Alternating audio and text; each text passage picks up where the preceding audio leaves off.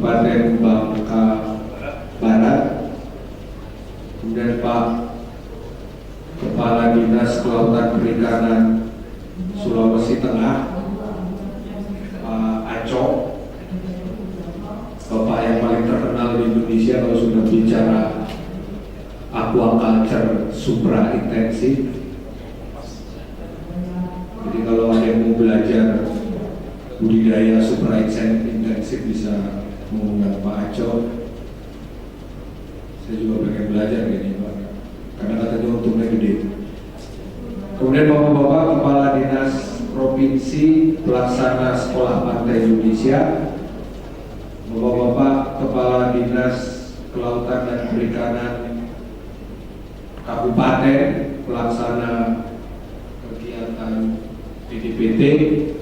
Saya lihat ada dari Brebes, ada dari Demak, ada dari mana lagi? Yang dua apa karena saya baru datang minggu lalu. Pak Kadis dari Bangka Barat.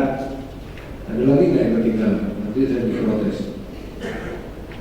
Dan Bapak Ibu sekalian, Assalamualaikum warahmatullahi wabarakatuh. Pertama-tama, marilah kita panjatkan puji dan syukur kepada Tuhan Yang Maha Esa, karena pada hari ini kita diberikan kesehatan dan diberikan kesempatan untuk menghadiri acara yang penting ini. Saya tahu bahwa akhir-akhir ini Bapak Ibu pasti berkompetisi menghadiri undangan yang banyak. Biasa dari dulu penyakitnya pegawai negeri nggak sembuh-sembuh. Cari hotel kalau bulan November, Desember susahnya setengah mati. Untungnya Direktorat Pesisir tinggal punya utang 2 kegiatan saja, jadi yang banyak di lapangan itu yang Pak Kadis saya sebut tadi itu yang bertanggung jawab untuk menyelesaikan pekerjaan. Bapak Ibu sekalian, Pak Sekjen mohon maaf tidak bisa hadir pada hari ini karena ada RDP dengan DPR di Bogor. Jadi atas nama beliau saya mewakili beliau, tapi saya tidak berani mewakili sambutannya. Karena kalau mewakili sambutannya berarti saya harus baca sambutan ini, di mana saya nggak biasa baca sambutan. Jadi sambutannya ini dari Pak Eko Rudianto, bukan dari Pak Sekjen. Sejak Ibu Susi menjadi Menteri setahun yang lalu, KKP punya misi baru, yaitu kedaulatan, keberlanjutan, dan kesejahteraan. Kedaulatan terkait dengan bagaimana bangsa Indonesia bisa semaksimal mungkin memanfaatkan sumber daya alamnya oleh mereka sendiri.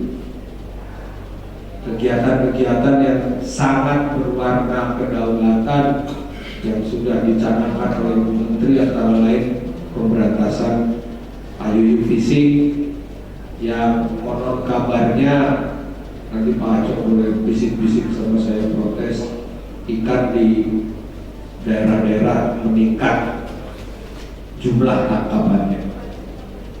Mudah-mudahan BPS segera mengkonfirmasi angka-angka tersebut sehingga bisa secara ilmiah kita nyatakan bahwa IUU fishing secara langsung meningkatkan tangkapan nelayan dan tentunya secara langsung akan mencapai misi yang ketiga, yaitu kesejahteraan nelayan. Yang kedua, KKP juga mendorong pengelolaan pulau-pulau kecil terluar. Tahun ini kita fokus di 5 pulau kecil terluar. Mungkin kalau yang di Jawa belum kebagian, di Bangka apalagi karena adanya di tengah. Jadi yang kebagian adalah yang di utara-utara sana, di timur atau di selatan kayak Alor, dan tahun kecil lagi. Di pulau kecil akan dibangun pusat perikanan terpadu, di mana kita semua sudah sepakat akan menutup penangkapan ikan oleh nelayan asing, tetapi membuka pengolahan oleh investor asing. Nah, kita sendiri di KP3K atau Direktorat PRL itu sebagian besar akan mendukung misi yang kedua, yaitu misi keberlanjutan. Tapi keberlanjutan yang disampaikan oleh Ibu Menteri sedikit berbeda dengan keberlanjutan yang selama ini kita kenal, bukan berbeda sih, ditambahi. Jadi menurut Bu Menteri, keberlanjutan itu ada dua. Yang pertama adalah keberlanjutan sumber dayanya, sustainability yang selama ini kita kenal, yang tidak rusak, mangrove-nya tidak hancur, terumbu karangnya tidak hancur, stok ikan tetap. Dan yang kedua adalah keberlanjutan usaha para nelayan dan pembudidaya ikan.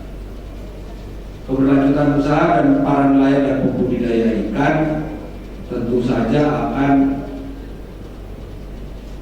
sangat tergantung pada kesehatan lingkungannya dan akan sangat tergantung pada cara-cara kita untuk menjaga bagaimana lingkungan itu tidak rusak.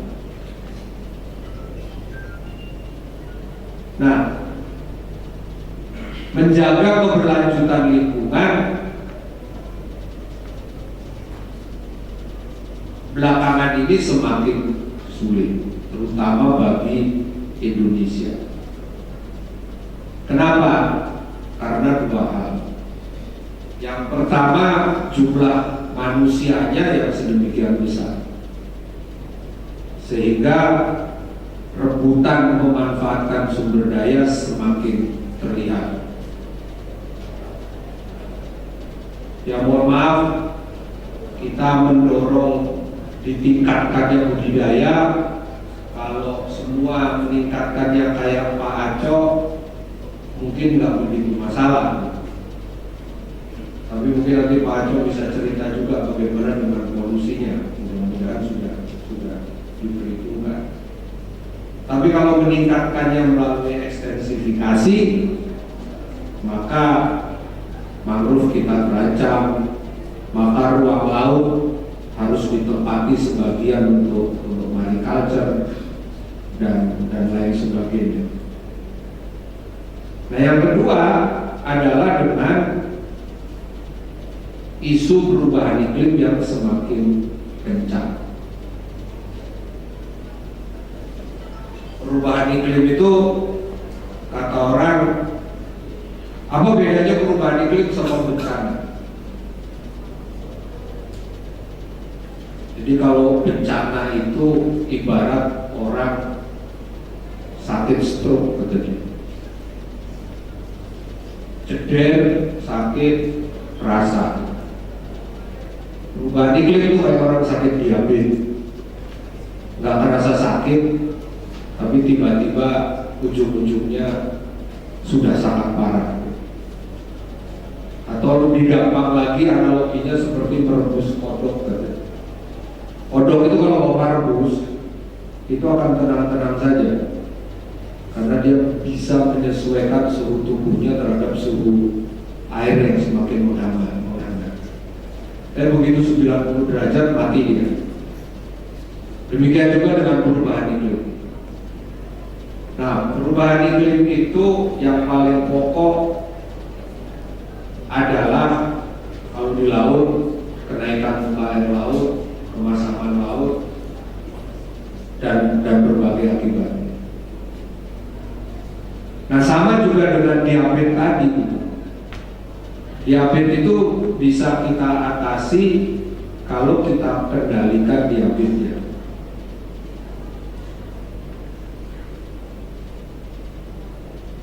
Diabetes akan parah pada kondisi tubuh yang parah. Tapi kalau kondisi tubuh yang sehat, dampak dari diabetes tersebut bisa berkurang. Demikian juga dengan perubahan iklim. Perubahan iklim itu akan terasa besar dampaknya pada kawasan-kawasan yang kondisinya rusak. Tapi kalau kondisi kawasannya sehat, maka dampak perubahan iklim tersebut relatif lebih lama, bukannya bisa. Jadi perubahan iklim itu adalah sebuah fenomena yang menyebabkan bumi ini berubah. Yang bisa kita lakukan adalah memperlama dampaknya. Sama juga dengan diabetes tadi.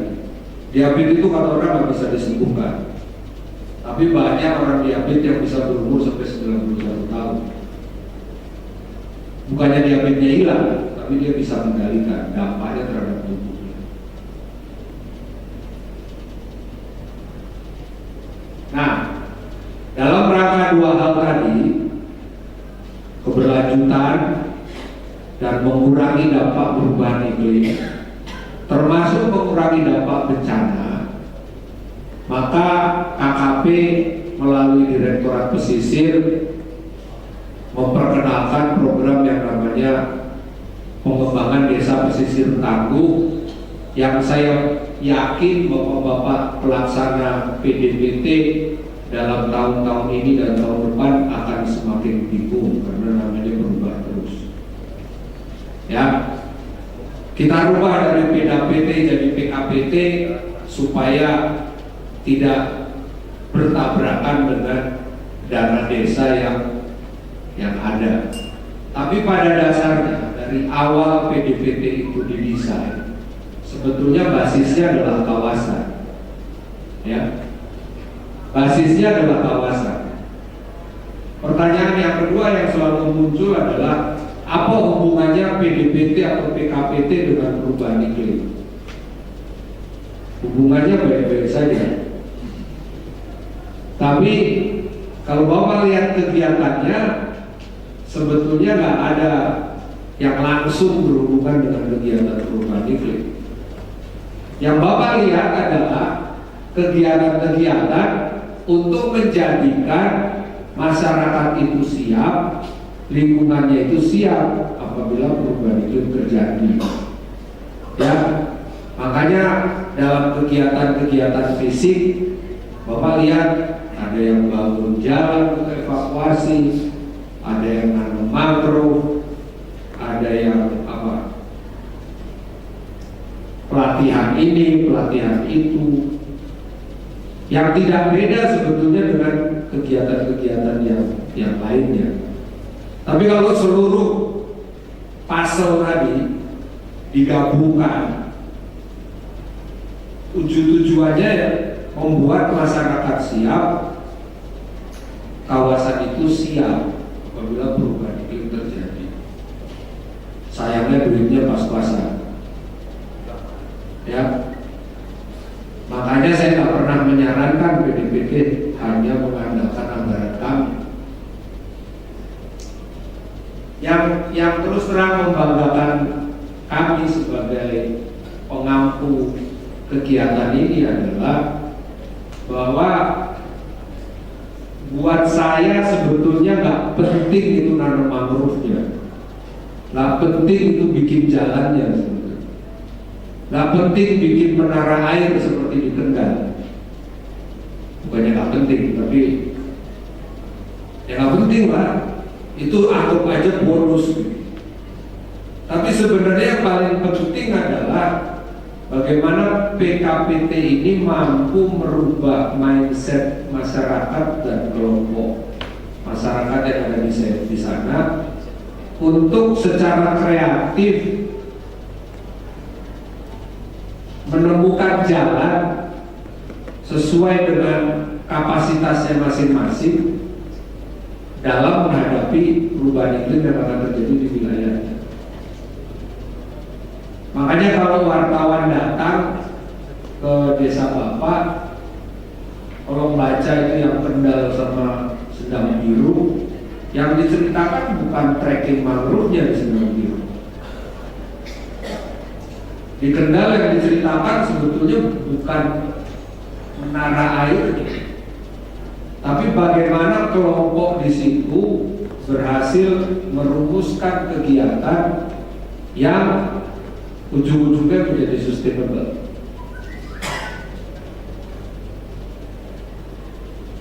Yang memang sampai sekarang buat kami itu aneh adalah intervensinya sama, tornya sama, uangnya relatif sama, pendampingnya kita latih sama, tapi kenapa ujungnya beda-beda? Dari hipotesis yang coba kami pelajari, ternyata kuncinya di manusianya, dibina manusianya.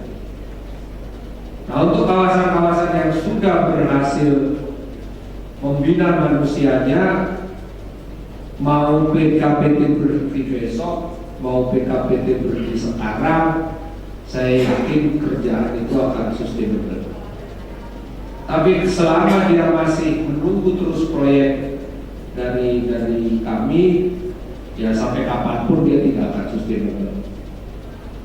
Jadi bagi Bapak Ibu yang tahun depan memasuki tahun ketiga, atau bagi yang sekarang sudah memasuki tahun ketiga, kunci di PKPT adalah bagaimana kelompoknya itu siap mandiri, bagaimana dokumen perencanaannya itu selesai, dan itu bisa dipasarkan di tempat-tempat lain. Saya ambil contoh Demak, sebelum Pak Kadis itu jadi Kadis di situ, saya sudah masuk ke Demak. Demak itu dulu dapat program namanya PLBBM.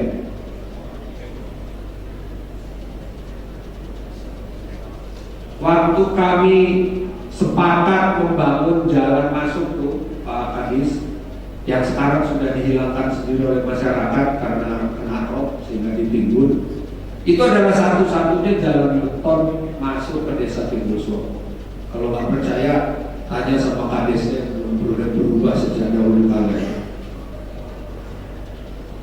Tapi kemudian karena kelompoknya aktif, 3 tahun kemudian anggaran PU tercurah ke situ sehingga hampir seluruh lingkungannya itu dibeton. Saya ingat banget. Jadi dalam hal itu PLBBM melalui dokumen perencanaannya sudah berhasil menarik sektor lain untuk menginvestasikan anggarannya di desa tersebut. Itu sebetulnya kami harapkan dari kawasan-kawasan PKPT Bapak yang lain. Kalaupun nanti dapat penghargaan, bukan penghargaan karena jalannya bagus, bukan penghargaan karena mangrove-nya tertanam dengan baik, tapi penghargaan karena kelompoknya sudah terlihat tanda-tanda kemandirian. Nah, yang belum, yang masih memasuki tahun ketiga, tolong itu dikejar. Jadi memang yang sangat membedakan adalah itunya. Makanya mempelajari hal itu untuk PKPT yang baru tahun depan alhamdulillah masih ada ya, ya. Saya akan balik. Saya akan cari desa-desa yang sudah punya kelompok setengah matang, sudah punya kelompok yang kelihatan kemandiriannya. Nah, itu akan kita masukkan PKPT untuk memperkuat yang sudah mereka lakukan.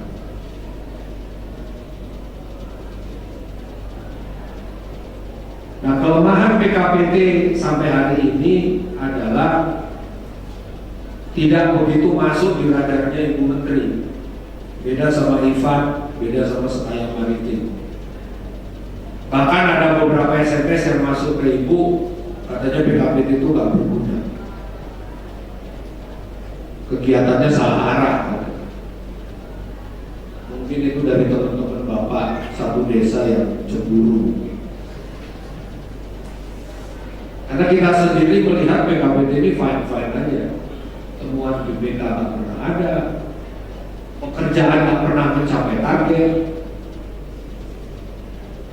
Karena disuruh bikin jalan 100 meter jadinya 150 meter,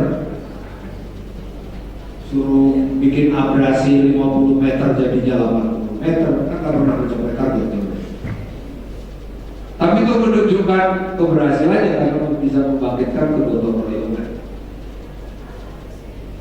Jadi melalui lokakarya ini saya berharap kalau hadir dari instansi lain, kalau mau diadopsi kegiatan ini sangat bagus, silakan diadopsi. Karena seperti kata salah seorang instruktur KPK namanya Pak Asep, dia bikin buku, bukunya tuh ditulis di depannya tuh lain, apa, hak cipta milik Tuhan. Jadi silakan dikopi sebanyak-banyaknya. Yang dilarang adalah diperjualbelikan, gitu kan. Nah, jadi PD-PD ini hak ciptanya milik Tuhan. Jadi kalau mau diadopsi, kami sangat dengan senang hati, Bapak Ibu. Karena ini terbukti 8 tahun dengan berbagai nama, saya melihat cukup berhasil. Nanti Pak Kadis Demak bisa cerita, kalau perlu Bapak datang ke desa di Bulsoko, tunjukin mana jembatan PLBBM, mana jembatan miring yang buatan orang lain. Ya, yang jembatan PLBBM atau PDPT zaman dulu itu dibangun tanpa upah sepeser pun. Sementara